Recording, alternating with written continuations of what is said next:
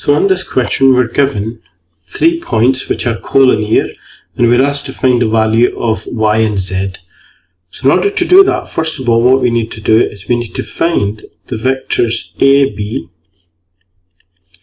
which would be b minus a, b is 1, 2, 3, a is minus 1, 4, 8. So 1 minus minus 1 give me 2, 2 minus 4 give me minus 2, 3 minus 8 will give me minus 5. Then I need to find the vector b to c. That would be c minus b.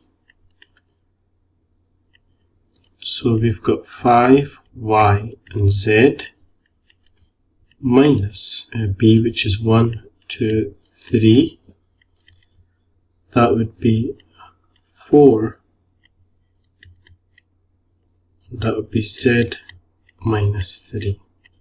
Now we're told, so we can say since a, b and c are collinear, because we've been told that in the question, then this implies that AB and BC are parallel.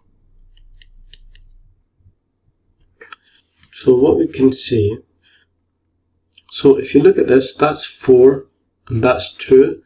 So this is telling me that BC is twice AB.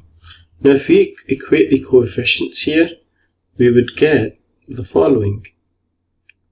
So we would say, so 4, y minus 2, z minus 3.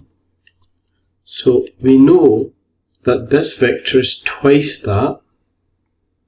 So if I just multiply each of these by 2, so I'll just do that right now here.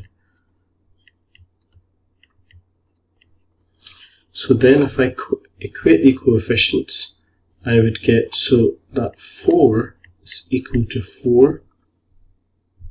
Then y minus 2 is equal to minus 4.